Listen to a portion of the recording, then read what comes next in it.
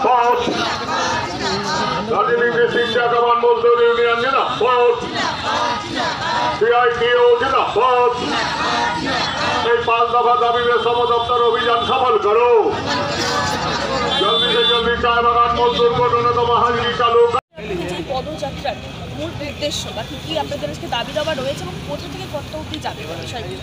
আমরা আজকে দার্জিলিং ডিস্ট্রিক্ট চিয়াকামান মজদুর union CITU affiliated সবথেকে পুরনো ইউনিয়ন আমাদের জেলার। এই ইউনিয়নের মানে মূল যে 4টা দাবি 5টা দাবি আজকে আছে। 5টা দাবি মূলত। 1 নম্বর দাবি হচ্ছে চা শ্রমিকদের ন্যূনতম মজুরি, যে ন্যূনতম মজুরি অ্যাডভাইজারি কমিটি সরকার গঠন করার পরেও 19 রাউন্ড মিটিং হয়ে গেছে অ্যাডভাইজারি কমিটির, সুপারিশ করা হয়ে গেছে, সব কিছু ফাইনাল, কিন্তু গভর্নমেন্ট এই মিনিমাম ওয়েজ ঘোষণা করছে না।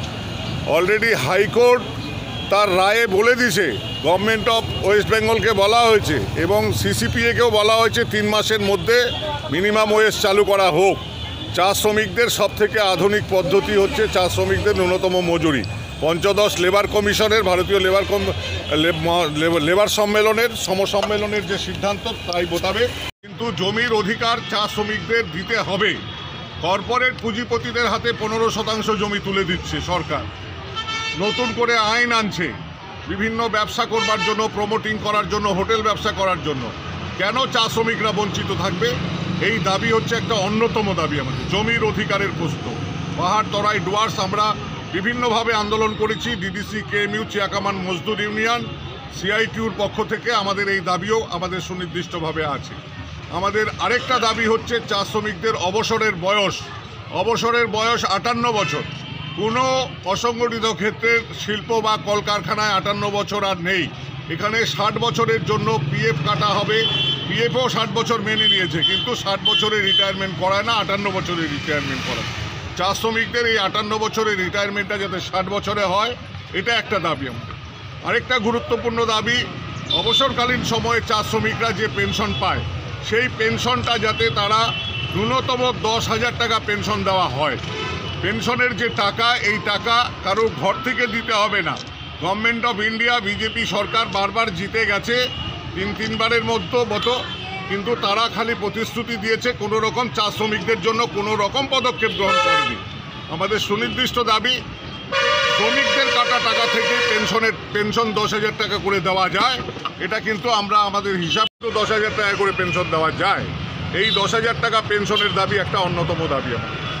এই দাবিগুলিকে নিয়ে এই 4-5 দফা দাবি। আর লেবার কোড সবথেকে বড় আক্রমণ এই সময়কালে। লেবার কোড যে বিল আকারে পার্লামেন্টে পাস করানো হয়েছে, এটা রিপিল করে 4টা শ্রম কোডে নিয়ে আসা হবে।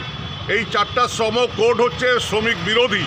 আমরা মনে করি এর ফলে চা শ্রমিকদের 8 ঘন্টার কাজ 12 ঘন্টা হয়ে যাবে। চা শ্রমিকদের বোনাসের আইন, গ্র্যাচুইটির আইন, যে মাতৃত্বকালীন আইন, যতগুলি আইন অর্জিত হয়েছে এই সময়কালে লড়াই সংগ্রামের মধ্য দিয়ে, এগুলি সবগুলিকে কুক্ষিগত করে কর্পোরেট পুঁজিপতিদের উৎসাহিত করবার জন্য এই আইন নরেন্দ্র মোদী, অমিত শাহের সরকার তারা হচ্ছে পাশ করাচ্ছে। এবং এই আইন যদি পাশ করানো হয়, গোটা দেশে আগুন জ্বলবে, শ্রমিক শ্রেণী রাস্তায় বিক্ষোভে পেটে পড়বে। তার চেতাগ্নি দেওয়ার জন্যই আমরা লেবার কমিশনের কাছে যাচ্ছি। আমরা মহানন্দা ব্রিজ থেকে শুরু করে মিছিল আমরা যাব হচ্ছে লেবার ডিপার্টমেন্টে, শ্রম ভবনে। সেখানে এডিশনাল লেবার কমিশনারের কাছে আমাদের ডেপুটেশন দেওয়ার কথা। কি মনে হয় যে দাবিগুলো কি পূরণ হবে?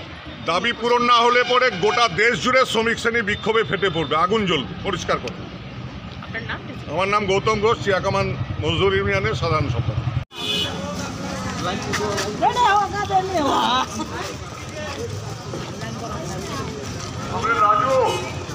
राजू जयंत अमित सम दफ्तर में जाके वहाँ पर रुकना